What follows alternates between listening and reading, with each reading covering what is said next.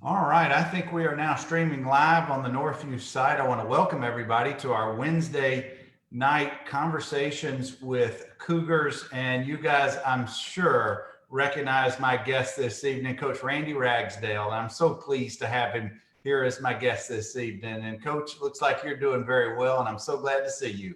Well, Bernard, thank you. I'm truly humbled to be part of this and been part of the history of the Northview Cougars. Well, you absolutely are part of that fabric, and that's why we've got you on this evening. And for those of you who haven't kept up with Coach in the last few years or maybe a couple of decades, he's such a humble man. I'm going to shout a little bit of his praises. 1989, he went to Trinity School in Montgomery, which we all know, and was on the sidelines for many years, so much so, and had so much success. He's a state champion in 2004, I believe. He may not realize this, but he is in the top 25 of all of Alabama High School Athletic Association football coaches in sure numbers of victories with 242 victories. I don't know if you realize that, with a 74% winning percentage. Pretty impressive. But to top that off, as recognition for what an outstanding coaching career and administrator and other things that Coach Ragsdale has done, in 2018, the Alabama Sports Hall of Fame inducted him as a member in their 2018 class, and deservedly so. So congratulations, Coach, on such an outstanding career. Well, I tell you, outstanding young men and families made that happen. I sure can't take any credit for that. Well, I will just beg to disagree with you on that part, because you have certainly led young men and young women for many years. And I know that they're all very fortunate to have been part of your system and being coached by you and led by you. But Coach, we got a bunch of folks rolling in, and I'm going to throw some names to you from your past that I know want to say hello to you. Rick Cazenave, Mark Saffold, Jason Mullins, Coach Jerry Andrews, Chuck Jackson are the first ones to roll in this evening. All right. Well, Coach, before we kick it back to your Jacksonville State days and early coaching days, catch people up with what you're doing these days and the last couple of years, and what's ahead for you this upcoming school term. Okay. Well, I'm beginning to start my 32nd year at Trinity School in Montgomery. It's a private school, it's an independent school, but it's in the Alabama High School Athletic Association. And our campus has K-3 through 12th grade. So it's really unique in the aspect, if a child starts in K-3 and goes all the way through 12th grade, I've been privileged to see a lot of those young men and young women grow up and, be a part of that. That's been really wonderful about Trinity School. And there's been some rare consistency of some teachers being there 40 to 42 years, there. I stepped away from the field at the end of the 2016 season. And so I've been in administration now this will start my 15th year with that. In independent schools, they call them dean of students. That may be on the public school level, like an assistant principal. I deal with attendance, I deal with discipline, boys and girls. I teach a class. I've had the most fun the last 3 years. I teach sixth graders. They're coming right out of elementary school, coming that first shot of middle school. So it's been pretty fun teaching for sixth graders, because they're teaching me more than I ever knew, about what's going on. So Real change from teaching and coaching on the high school level, I'm sure. Well, I get to see all of them too. Most of the time I'm seeing the high school boys when they have to walk in, and hadn't done so well. So we have to talk it out sometimes, with all that. But, going in this year with the COVID, boy, there are a lot of moving parts that change every day. We're looking to offer not only for them to come back on campus with what we got to handle, but we've got to be ready to do it virtually as well. So each day we're meeting new opportunities that come along, and we'll just see how things kind of go, because we are scheduled to start school August the 5th. Wow, 3 weeks. Yeah, not long. Not to head too deep into that topic, but have you all put into place, or is it still being formed how you're going to educate the children? You mentioned virtually as well as on campus. Is it a hybrid situation, or is it you just have to see how things flow? Well, I think first of all, Bernard, what we're finding out, if a family member already has some pre-existing conditions, that we've already got to make accommodations. They don't want their child to come thinking there might be a risk there. So whoever those teachers might be, they've already got to be pretty close to being prepared virtually what's going to happen there. And then I think the one thing that we're talking about is from a teacher standpoint, if your teacher is teaching along, then something happens, what are your steps and protocol next? So those are things that we're discussing every day, and looking at the State Department, like Governor Ivey did today about a statewide mandate of masks.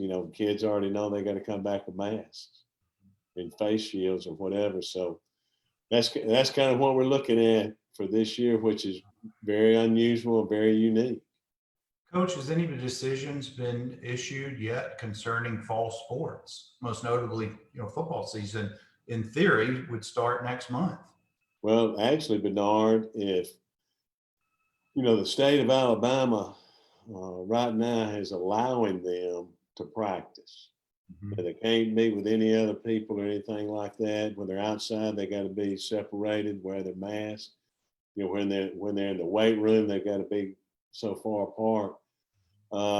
It's my understanding, I don't know this for sure, but possibly late next week from the Alabama High School Athletic Association, there may be some things coming down that may impact, the schools that, are going to be involved, through the Alabama High School Athletic Association, which would be public and private schools.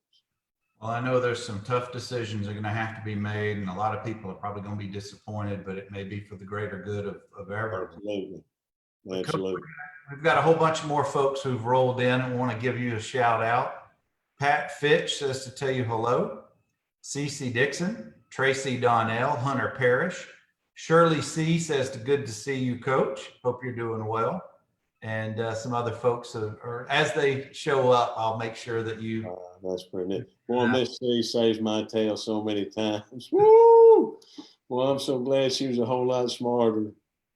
Well, we all love Miss C, and she thankfully came on my show a couple of months ago. And we had such a great. Oh, that's great. And she may not know this, but I want her to know. Right now, her interview with me is the most watched of all of the interviews I've had thus far. And that just shows what a loving and cared for woman she's always been and friend. So anyway, wow. Coach, let's kick it back to your childhood. Where'd you grow up? How'd you get to Jacksonville State? Tell us a little bit more about your background, if you will. Okay. Well, I was born in the state of Georgia. I'm a Georgia native. Grew up in Atlanta. Through some early elementary years. And then we made a move to Decatur, Georgia. And some of that precipitated what my dad was doing job-wise. We went to an area that was just starting to develop a lot of growth. We had my younger brother and I had a tremendous youth experience. There was an area called Gresham Park. And, you played football, you played baseball, you had basketball. And, I just had we just had some great experiences, all year round, fall, spring, winter. And we stayed in the Decatur area through middle way through my high school year. Back in the early 70s in the state of Georgia, where I was in DeKalb County, Georgia, the high school started in 8th grade. Oh. So I was there in 8th grade, 9th grade, and I was fortunate enough on the high school level on our high school team to start as a 10th grader at Walker High School. And then we made a family decision to move to Conyers, Georgia, which is Rockdale County. That was 1974, and finished my junior, senior year there. my high school coaches, Phil Knight was our head coach. Tom Jones was my line coach. Great men of character, this taught us well, did things well, handled things right. And, I was fortunate enough to be looked at by several schools. I wound up playing Division II football at Jacksonville State. But now we had a tremendous athlete on our team at that time named Jesse Baker. Most unique young man. Bernard, in high school, he was 6'4", about 230 pounds. He was a defensive tackle, was a starting center on the basketball team. But here's the most incredible thing about him. He ran track. He anchored the 4x100 relay. He was the anchor leg. So here's a 6'4", 230-pound guy blistering it, an anchor leg. But then he threw the javelin and the shot put left-handed. Wow. So he had tremendous ability. And, back in that time, back in those, mid to late 70s, when you didn't handle the grades as well, the major colleges would come in and say, all right, let's try to position you somewhere where we can get you after 2 years. But, Jesse decided he wanted to go to Jacksonville State. And so had a signing ceremony, it was at his house, and then they came to my house later. I can remember the coach that signed us, real excited, but he put his arm around me. He said, now, when y'all come, you always got to make sure he comes with you. If he goes home, you make sure he comes back, but if you don't, that's okay. So I think I understood my role, because the wonder about that, he wound up getting his playing time in Jackson. He wound up playing 12 years in the pros. I was going to say, Coach, he sounds like he was Bo a decade before Bo. Oh, incredible, tremendous athletic, because, back in the early 70s, there weren't the way the weights and the strength and conditioning and nutrition is the way it is now. Mm-hmm. And this was just God-given, and this been able to develop, what he could develop. And, the great wonder about him going to the pros, he hit at that time just when they were getting those guys to rest maybe quarterback on a couple of downs. Mm-hmm. He didn't get beat up for like 10 or 11 years. He would just rush the passer, but he wound up having a tremendous career, and, it was a great experience at Jacksonville State. It was a growing experience, and I really cherished the time there with the coaches and getting my college degree and my master's degree.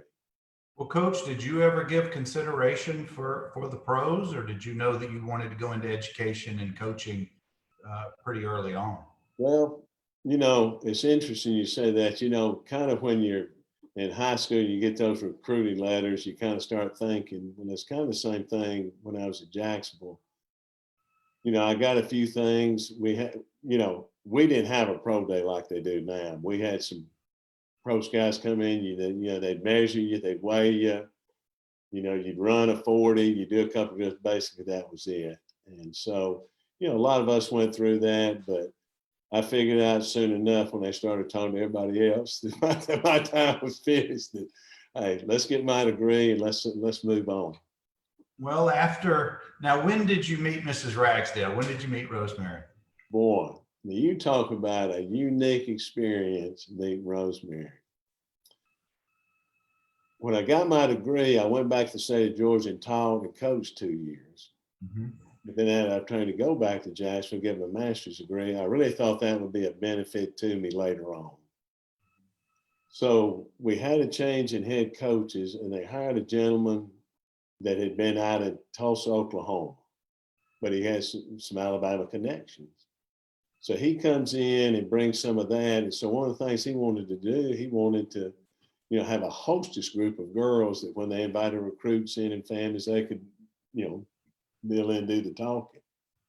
Well, since I was a low guy on the totem pole, I was the one picked to be on the committee. And when I got in there with him and the lady who was doing it, this lady actually was pretty, she was head of junior miss in that area. And I'm in there with him and her, and he's got another person in there. And he said, look, Rags, he said, you're in here representing the coaching staff, but you're not to say a word. You keep your mouth shut. Yes, sir. So, that kind of all started. So they'd come in different times, interview, they'd ask questions and this, that, and other. And, kind of how it goes around. Somebody says, hey, somebody wants to talk to you. Somebody wants to meet you. Let's kind of work it out. So that's kind of how Rosemary and I first met. She came in for an interview. I thought she was cute. So I guess she might have thought I was kind of cute too.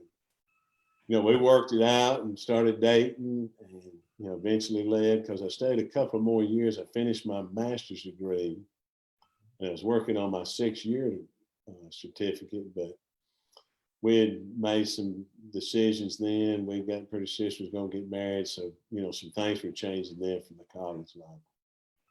Well, apparently you both made a pretty good decision, because y'all. I'm surprised she said yes. I sure am. Oh, fantastic, Coach. Well, let's keep coming forward. Before you came to Northview in the mid-'80s, where had you been most recently before that from an education or coaching standpoint? Okay.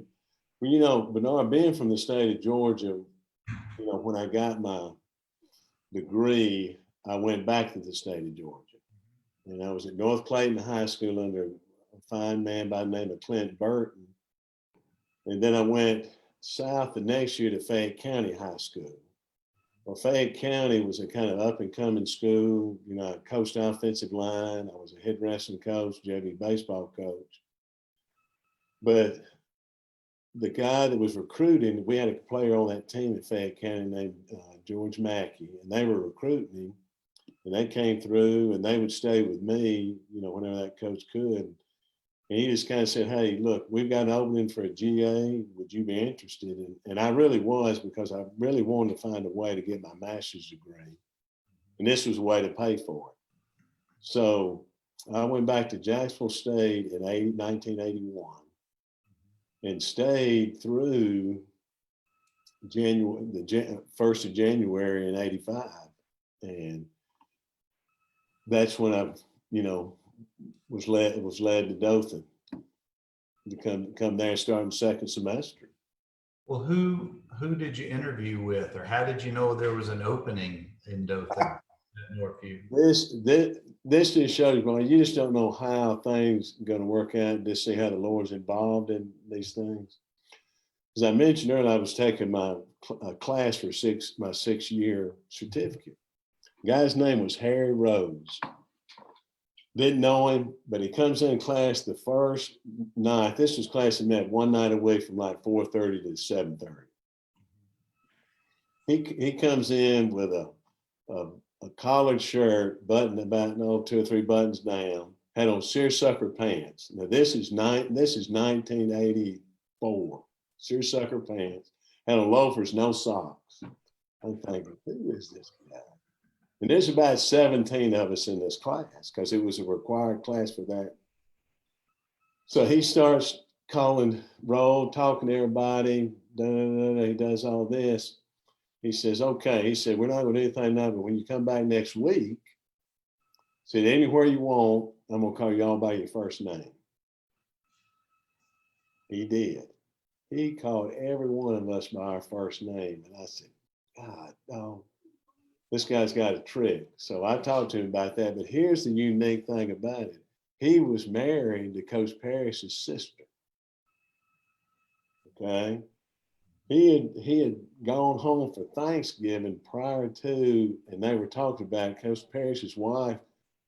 She was stepping down, and he was looking for somebody because evidently a coach had left, and he was looking to hire somebody. So that's kind of how I kind of got in that way. Came down and interviewed with Mr. Smith. What a remarkable man. What a wonderful man. When I came in for my initial interview. Was he the only one who interviewed you at that time? Well, he was the main one. Now, kind of sitting off to the side was that wonderful, grouchy old man named Comer Moon. Yep. Yeah, he was sitting over there. Coach Perry sat over there. But Mr. Smith just calmly come to run the meeting. And I can remember this, you know, Rosemary and I were getting married in 1985 in March. And I didn't know what the school calendar was or anything like that. And Mr. Smith says, well, Coach, have you got any questions? And I said, well, Mr. Smith, I get married on so-and-so date. And I can remember him looking over his glasses. And I think he must have been looking at a calendar. He said, Coach, he says, it looks like it's all right, you can get married that day. We're not going to be in school. So I thought, okay. That was a pretty good sign right there. That was a pretty good sign. Now, I never thought if that day was in school, if he's going to tell us, well, Coach, you're going to have to be here at work. So we never had to get to that point. But gosh, what a wise man. You know, just so wise. Well, he certainly, those first years, or many years, the first years of the school, he was such a leader for the school. He really set the tone. But Coach, we've had a whole bunch more folks roll in. I gotta share with you. Keith Dudley has rolled in. Keith Rice, John David Edwards, Michelle Armstrong Andrews, Mark Kingery, Josh Parrish, Hunter Parrish, Isaac Salter. We got a whole bunch of folks on here tonight. Wow. Those are some names from your past, I'm Yes, sure. sir.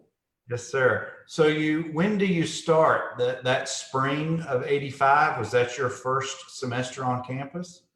Actually, Bernard, I started right after Christmas. I came in that first week, and basically what they told me was, all right, you're taking Mrs. Parrish's schedule. Mm-hmm. And so, you know, I had the regular P classes, but then I found out there was a 7th period class. And the way I found out how it worked was that if you were in athletics and your season was over, you couldn't leave campus yet, so you were in that class. But then if you quit, you couldn't leave either, so you were in that class. So I'm probably exaggerating, but I think there may have been 85 to 90 people in that one part that Miss Parrish had. And Bernard, I'll be honest, that first week when I went home, I'd already rented an apartment not too far from campus. I was bone tired. I was having to keep an eye on all of them rascals, you know, in that group, because, you know, if you didn't have anything hanging over your head, you know, you kind of want to do what you wanted to do. Certainly. So, Now, Coach Parrish was a big help because he was able to straighten out a few of them knuckleheads. Did you know at the time you were interviewing, or shortly after that coaching was also part of your future at Northview? I did, Bernard. I sure did. You know, I had the great experience. Coach Fuller was my line coach at Jacksonville State when I played. Then I got to be under him a few years as the head coach. And so when I went back, I wanted to learn the defensive side of the ball because I'd been all offensive line and everything. So he allowed me, and then the other coach I mentioned earlier allowed me to stay on the defensive side of the ball, plus gave me an area to recruit. So I learned how to recruit athletes and people. So when I was speaking with Coach Parrish, you know, he had mentioned, thought about a defensive coordinator position. And, you know, I thought I was ready for that. Thought I really wanted to do that, to get that experience. And, you know, Coach Parrish, you know, graciously allowed me to step in that position, and gave me a lot of learning experience, you know, through those opportunities for that first year and the years that follow. Coach, I'm putting myself in your shoes if I could, and I suspect you're in your mid to late 20s at this point, maybe 27, 28. 28. And you're now going to be the head of the defense with coaches Johnson, Hicks, and Griffin, who've been there for several years, and they're senior to you age-wise. Talk us through those first meetings, and how did you deal with that? I mean, that's kind of behind the scenes stuff that the athletes and the students and the parents never see. But talk to us, because you had to have had some real maturity stepping into that position. Not that Bubba and Coach Hicks and Coach Griffin were curmudgeons or anything like that, but they had several years experience coaching in Dothan through the system. They're several years older than you. And this is your first high school experience in Alabama, being a DC.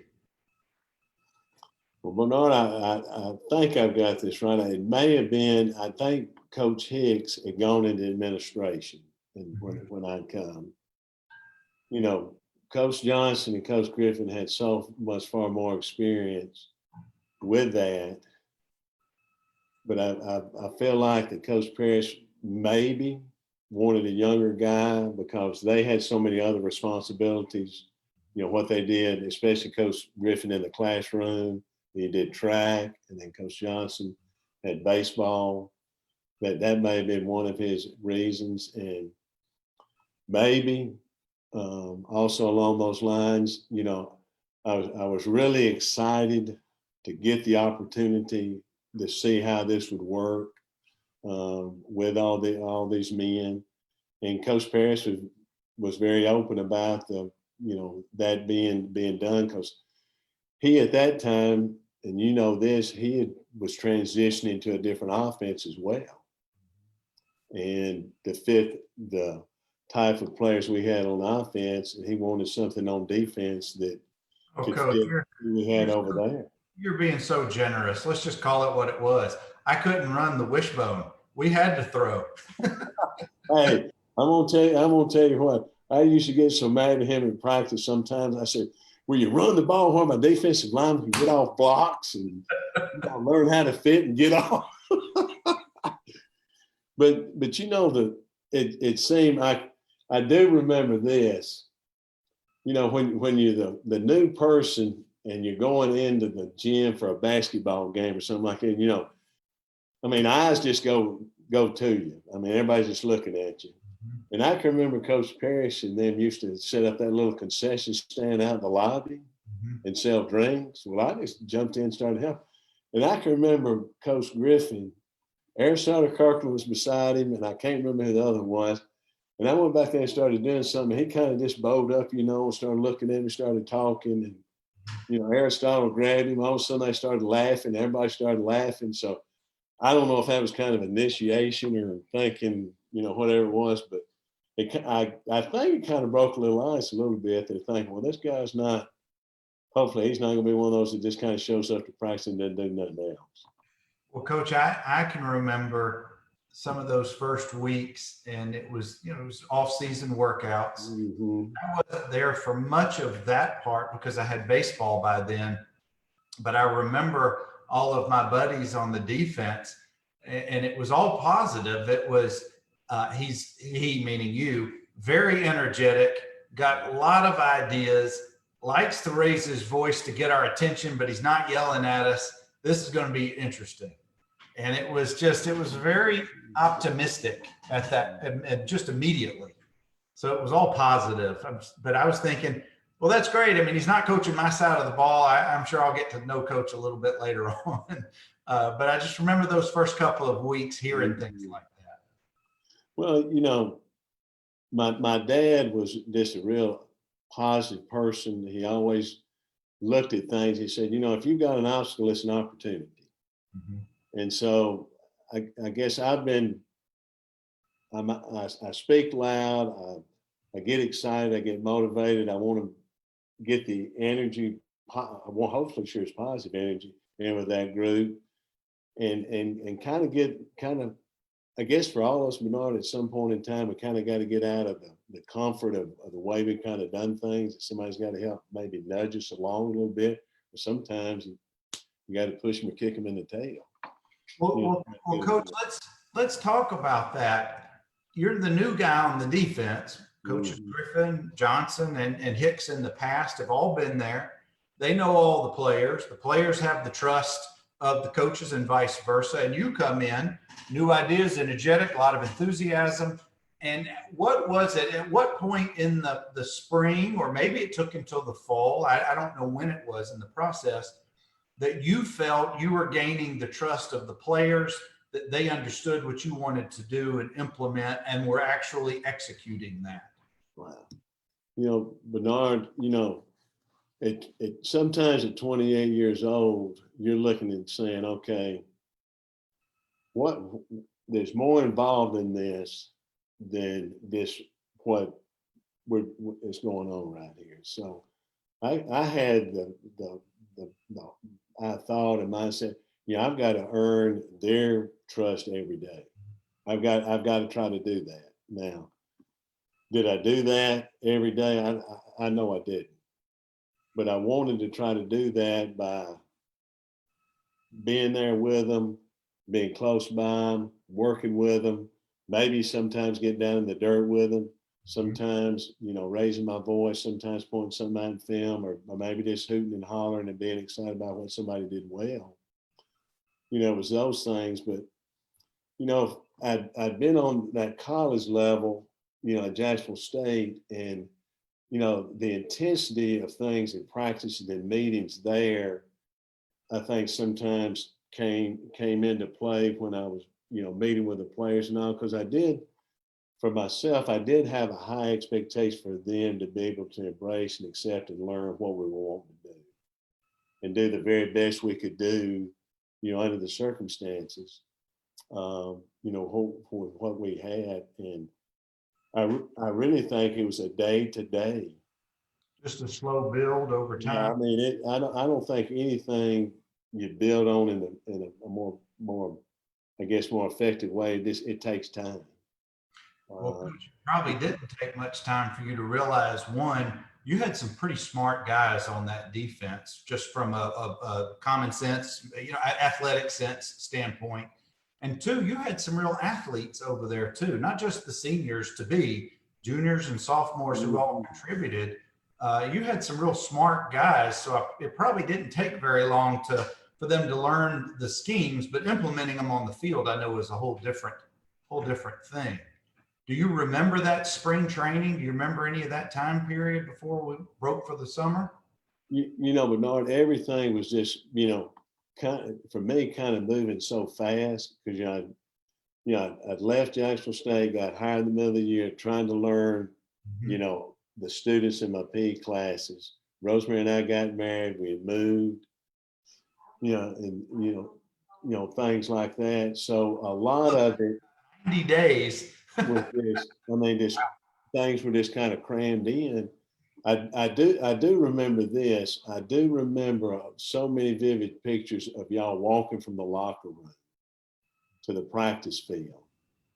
And I never saw one or two guys by themselves. There was always 5 or 6 guys hanging around with each other. You had your arms around with each other. You're pushing each other, and I thought to myself, I said, maybe we've got some camaraderie here internally that we could build on some things because, Coach Parrish, Coach Johnson, Coach Griffin, Coach Tribb,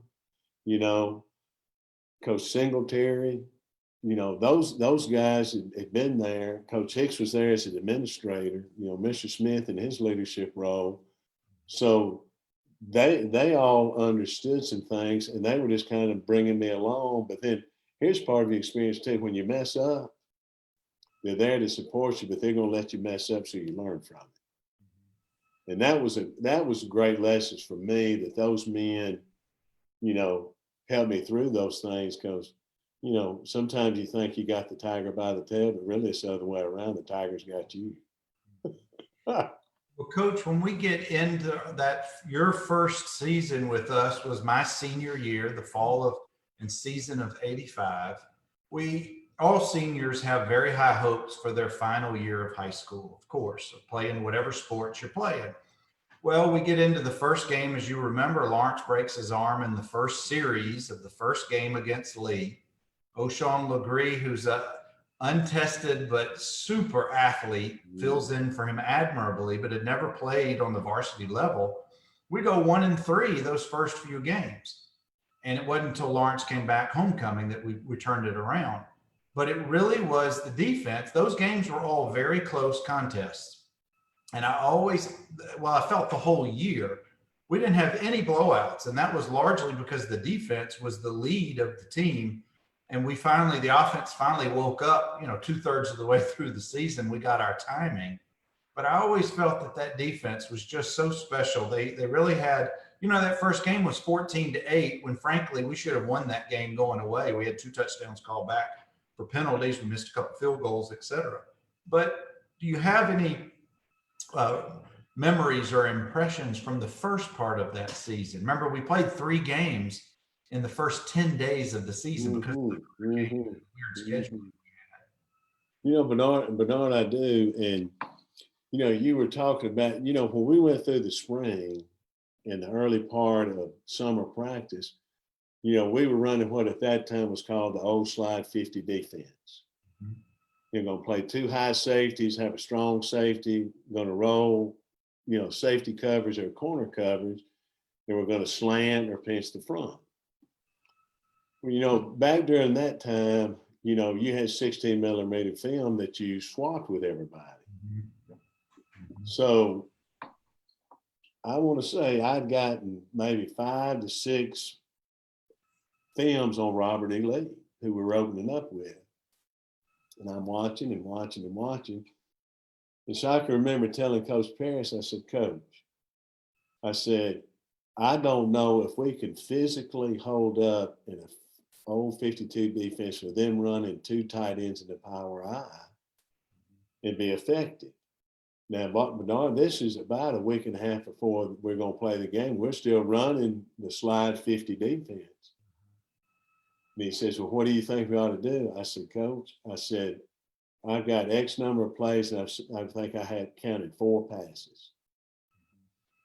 I said, Coach, I believe we need to try to run an 8-man front.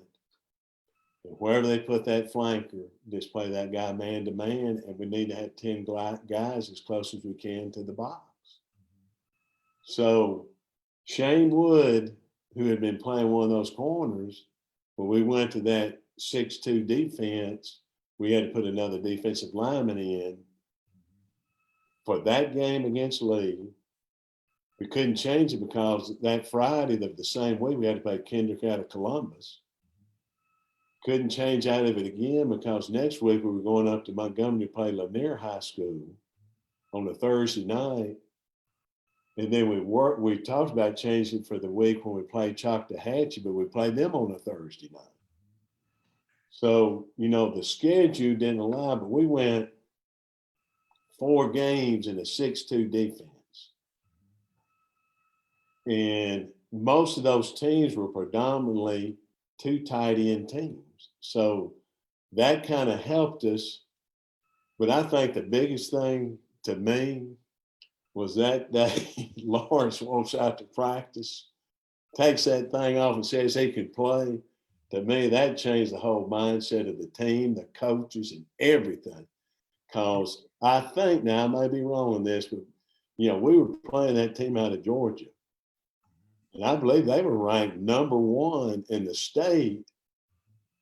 And because of Lawrence coming back and everybody believing in it and everybody getting excited, we beat a good team that night and beat them soundly. It was our homecoming. That was Central of Thomasville. And we beat 23-0. But I will never forget the day that Lawrence walked on the field and he was good to go. I mean, there was hooping and hollering, and we just entertained ourselves.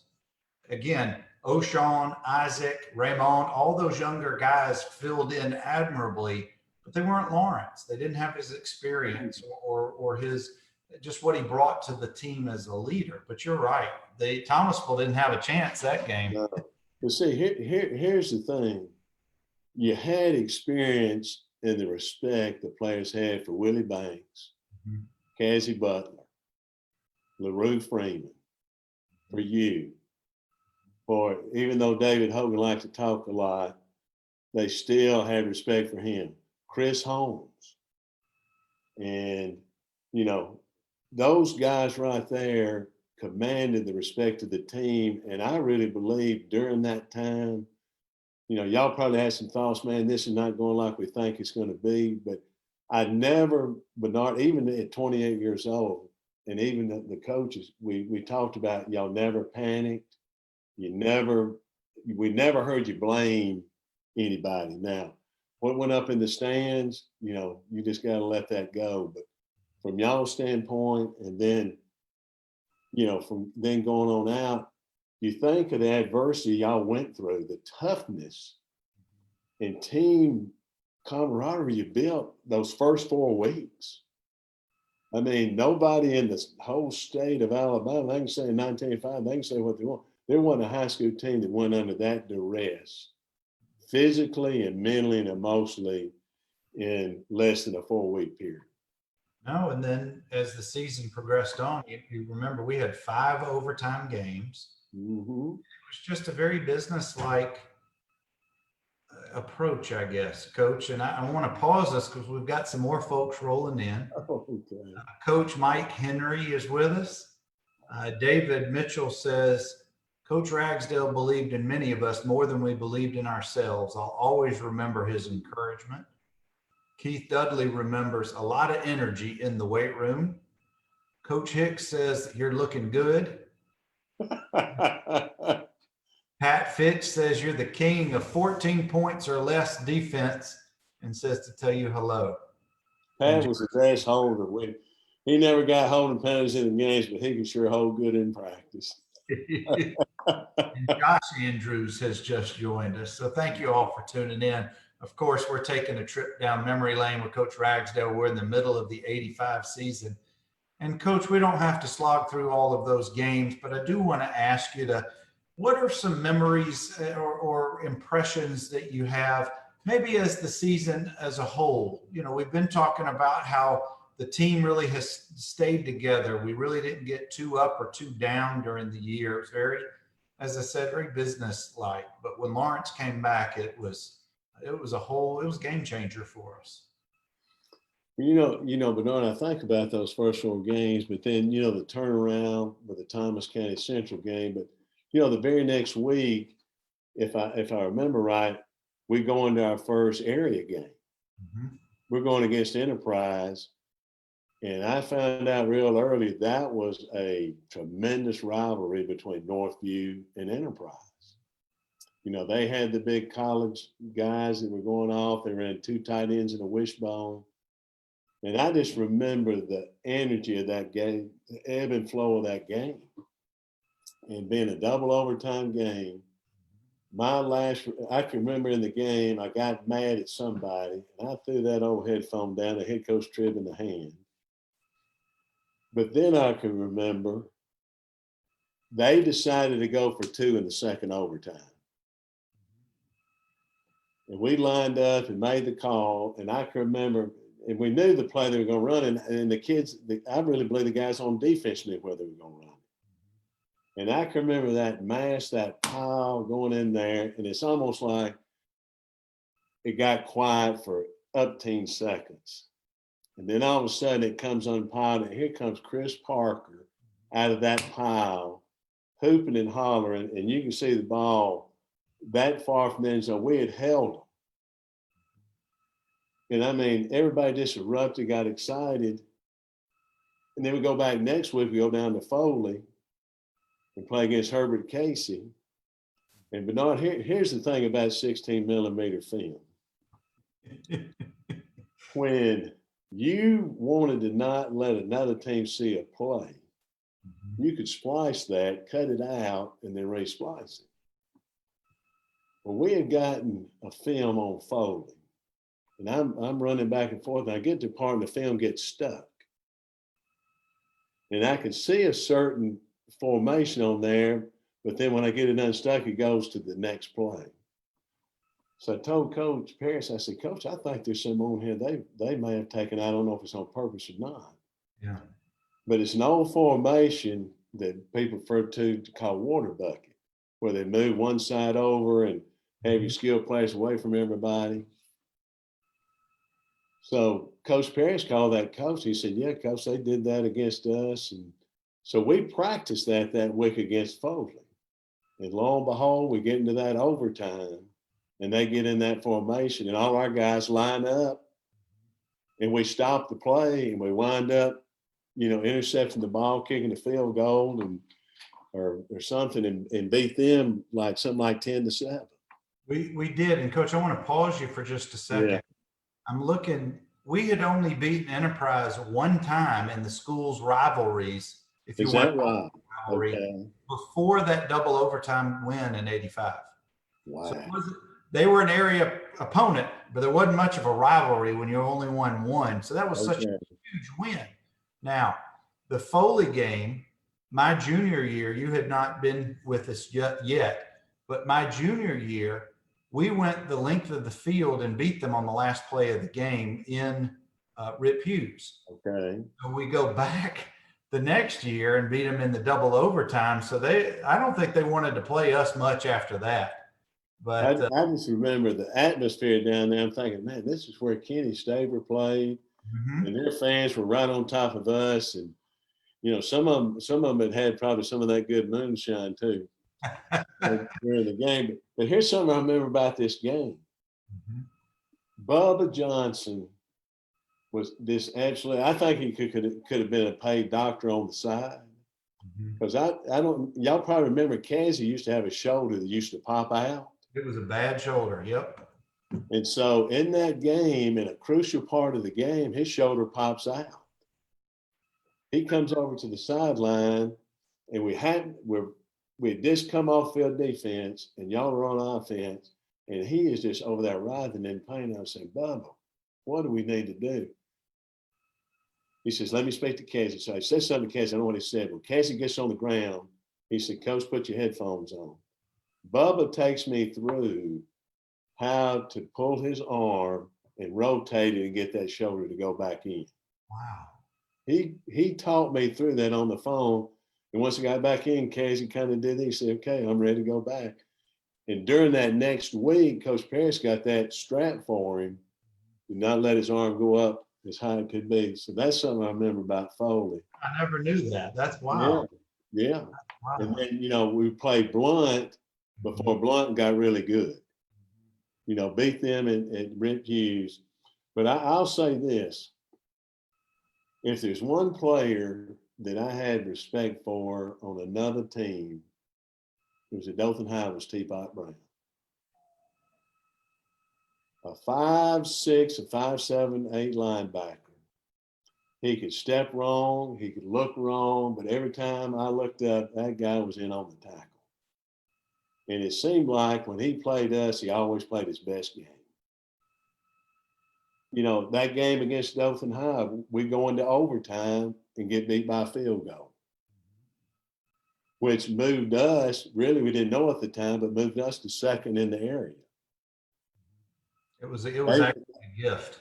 And Bernard, here's the irony, and I don't know if a lot of people know this, they beat Lee during the regular season to shut them out 17-0. In fact, they threw 5 or 6 shutouts that year. They did. So, this how things happen. And then, we close the season out, win our last area game against Carroll. We go on the playoffs. Opelika overlooked us. We played tremendous, beat them. Then we had Phoenix City back at home, and you already knew, and everybody knew that Bo Peep, James Joseph weren't going to play. But Bernard, I have to say this. I've been allowed to see some young men who were good players.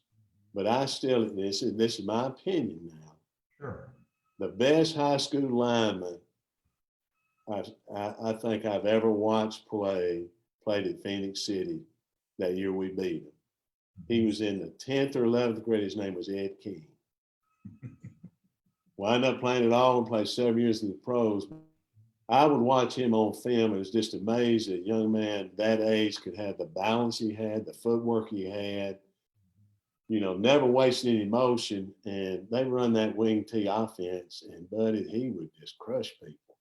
He was not a bad player. No, he was born. Coach, going back, last week I interviewed Anthony Brown, who was a lineman for Robert E. Lee.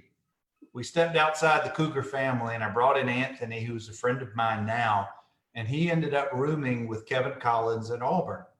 but Anthony took us through their season, including the Dothan game, including obviously our first game against them, and then the playoff game that we're leading up to. But Anthony echoed about how tough Dothan was. Mm-hmm. And I know all about Teapot Brown. I threw an interception and he knocked me into the sidelines, and I just about hit the retaining wall at Rick. This is how hard he hit me. Anyway, Teapot was a fantastic athlete. Yes, he was. He was. And Coach, I sure appreciate this trip down memory lane. And Mark Reeves is now watching with us. Hey, Mark. To tell you hello. So thank you, Mark, for tuning in. Coach, as we get closer toward the end of the season and we're on a roll. Obviously, in the third game of the playoffs, we catch lightning in a bottle in the fourth quarter, and we shock Robert E. Lee, which at that point had Larry Ware, one of the top running backs, not just in the South. He and James Joseph, to me, were the two top. But he ended up having a great career at Georgia. And the following year, Lee was undefeated, 15-0, and won the state. And I think they were national champs in some polls. But take us to the Fairhope game, because that was in the mud. That was a nasty, sloppy game. Lawrence saved us because I dropped a fumble. Then Clark kicks the field goal to win that game. But what was it about that game that you may have remembered or that is fond? Let me go back. I do have a story about that league playoff game that if we could go back to later. Absolutely. It's your call. All right. Here's something interesting about this week. I don't know if y'all knew it or not. Their coach was an older coach named W.C. Majors. He had coached Scott Hunter. We had gotten word that he had asked Scott Hunter to come to his practices to throw passes to try to simulate some of the things we did in our passing game. So we thought, well, that's showing a lot of respect for what we're doing. But they had two really outstanding running backs. Morissette was one. Don't remember the other one. But they had a defensive guy named Leon Lett. Oh, I remember him. that rascal was pretty good. He was. But Bernard, here's the thing. I don't remember when it was in the season, but we asked Clark Lopez to change the way he kicked off. And I think it really paid the dividends that game. Mm-hmm. The field was wet, but instead of him kicking it high and deep, he would hit the line drive and it would kind of just roll or die, or we'd kind of get in the corner and we could start teams back way behind the 20-yard line. And so in that game, I can remember as the field got torn up more and more and more, Coach came to me and says, we've got to look at the kicking game on how we can do this.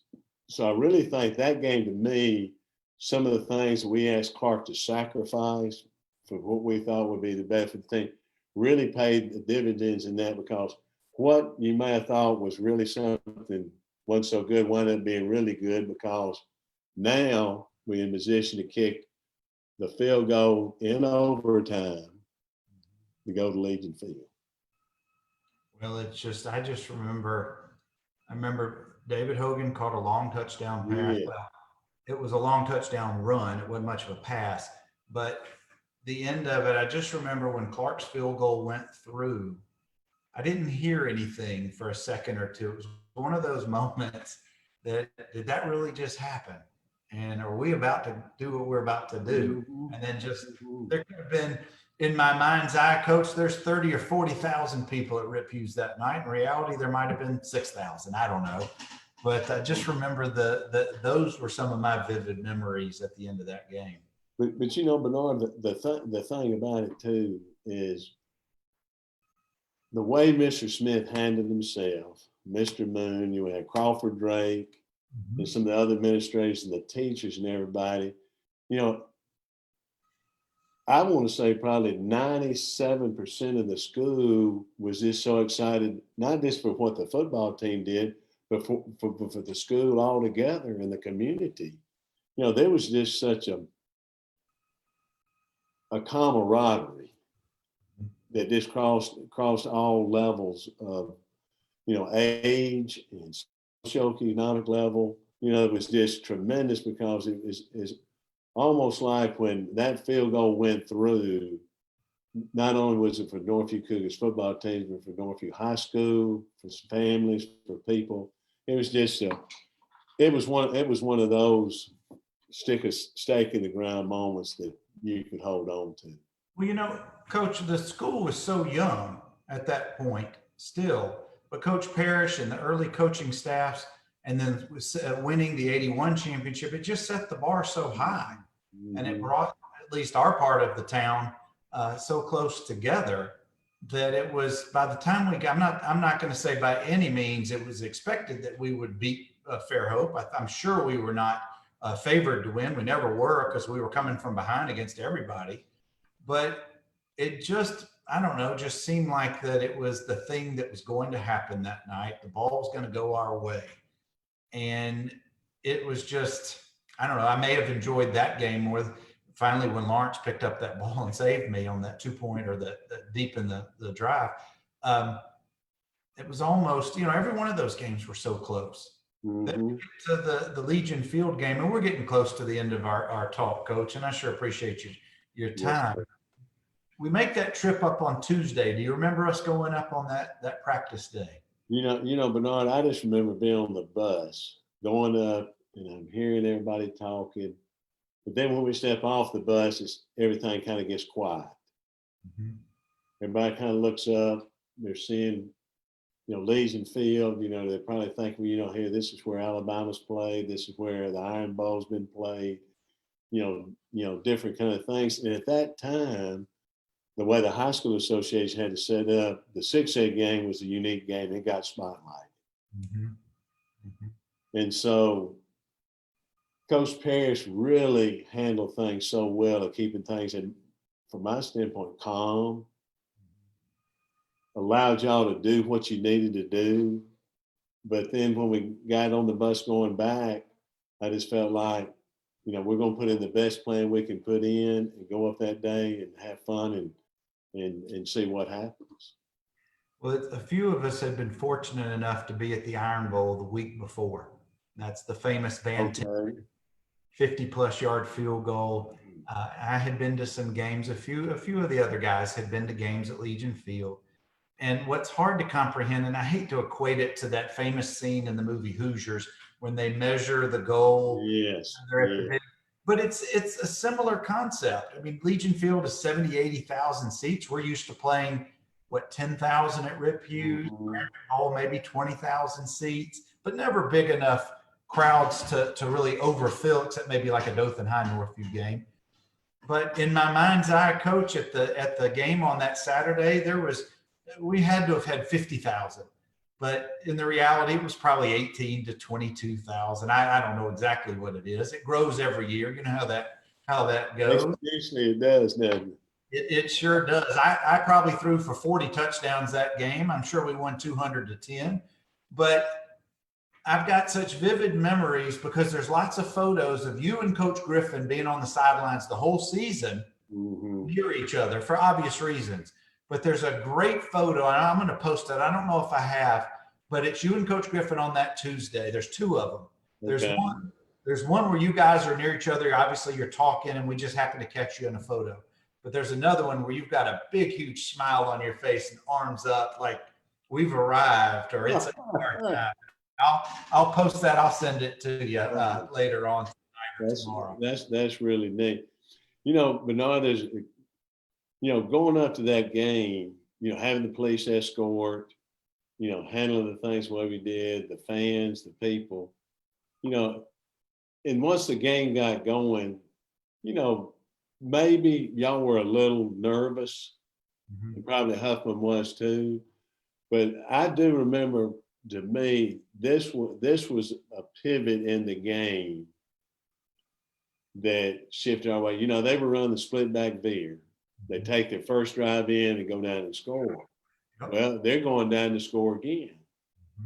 But we had called a certain stunt, and Bobby Estes dipped his shoulder right. He came off, and he hits the quarterback at an angle that when he pitched the ball, that's when it hit the shoulder pad of the running back, and that ball went straight down the ground and bounced straight up, and Aristotle called it running.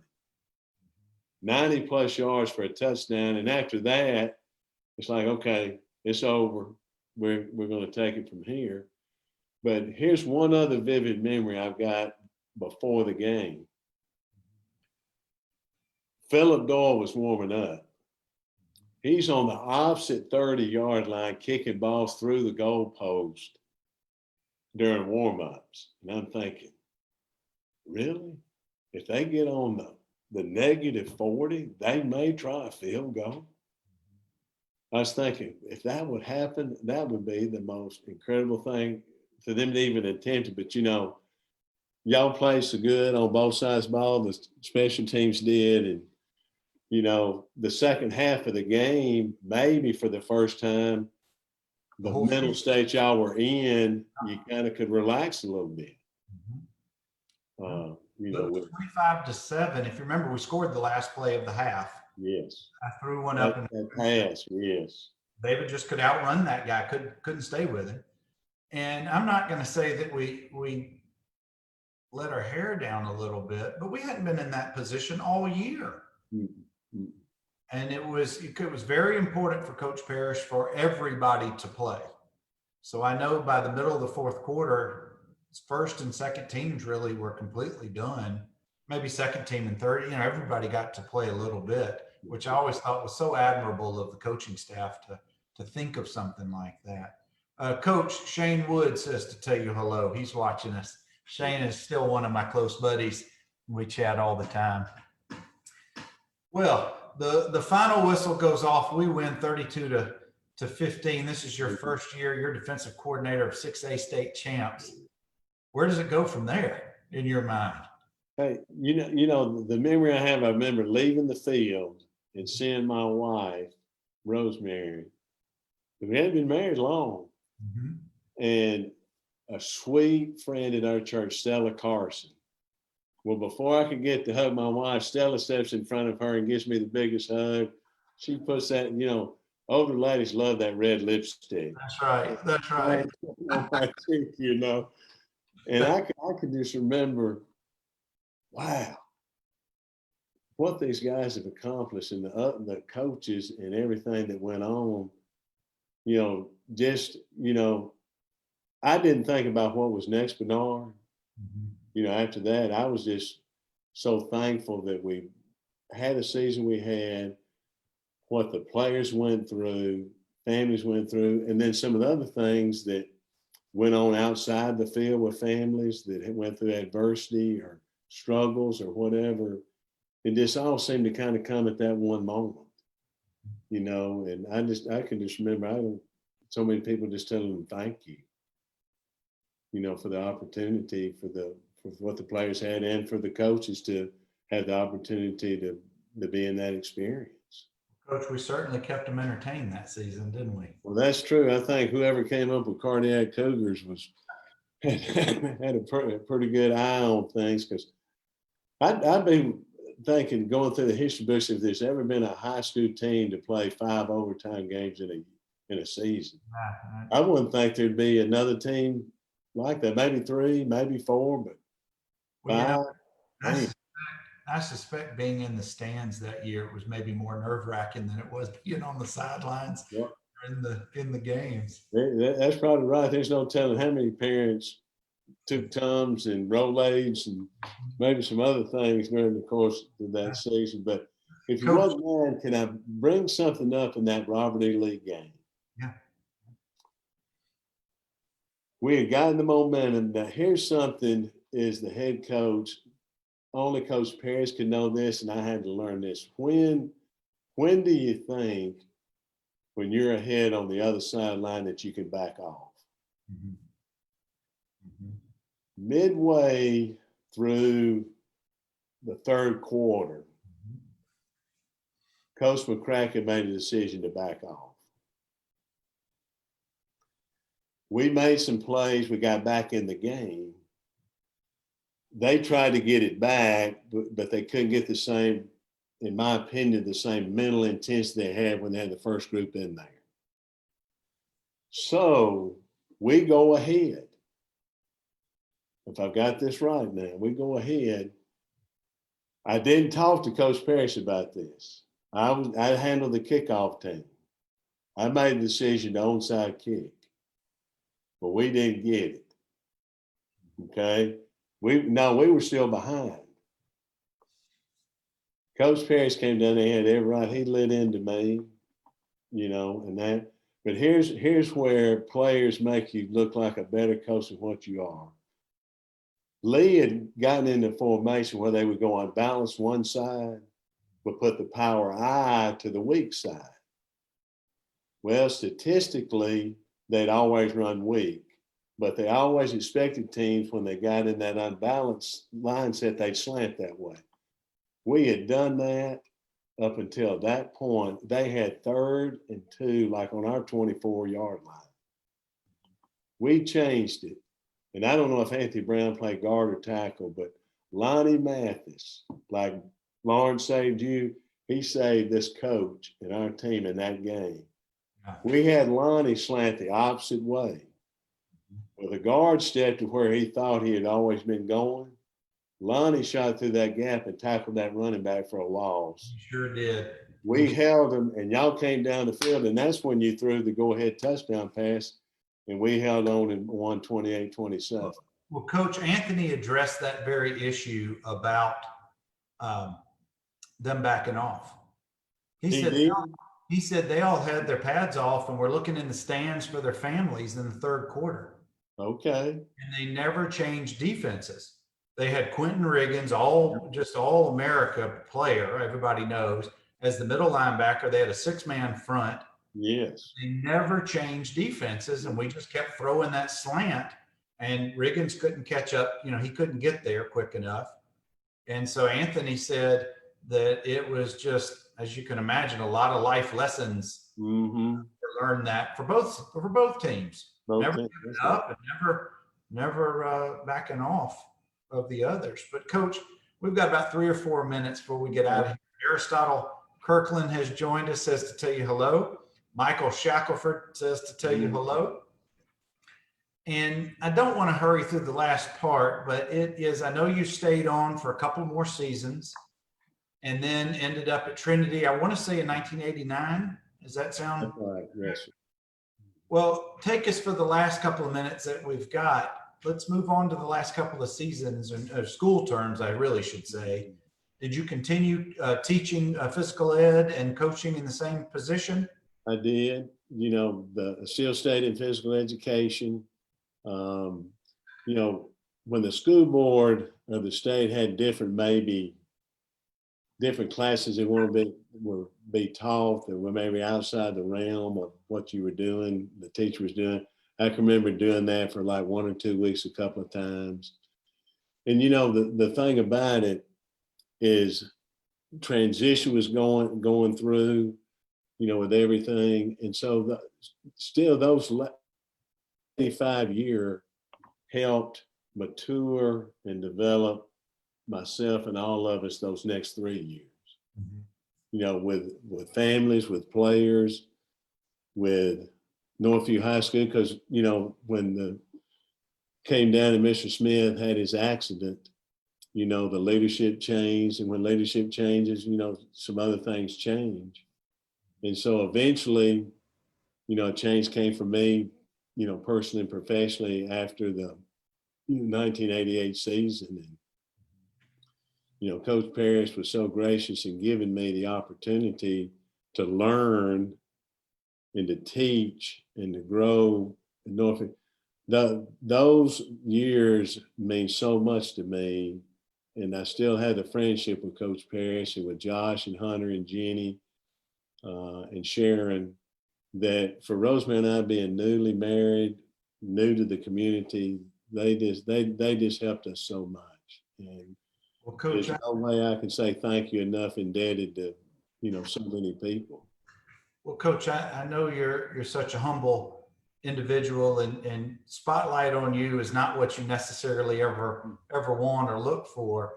But speaking on behalf of myself and my family and all the Cougars who played for you during those years, the impact you had on them and such a positive impression has been a lifetime of lessons.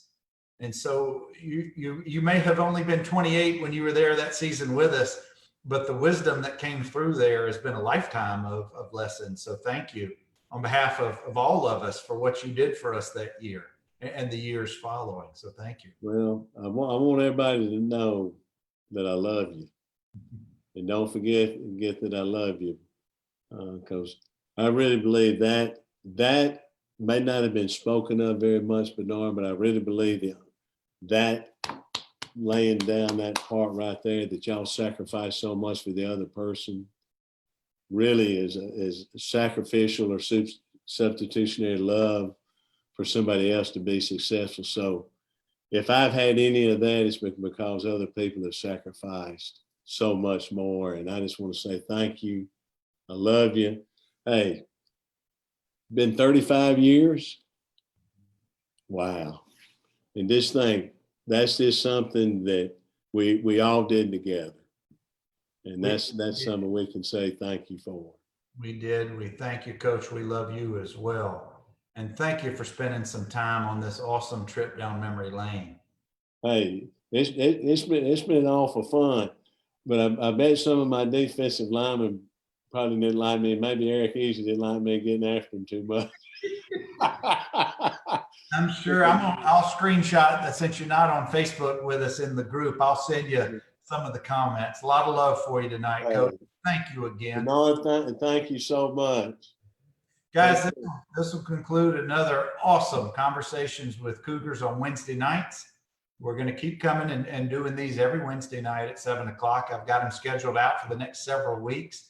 Continue to use common sense. Use your mask when you're in public. It's now a state law or ordinance. I guess it's a law by the governor.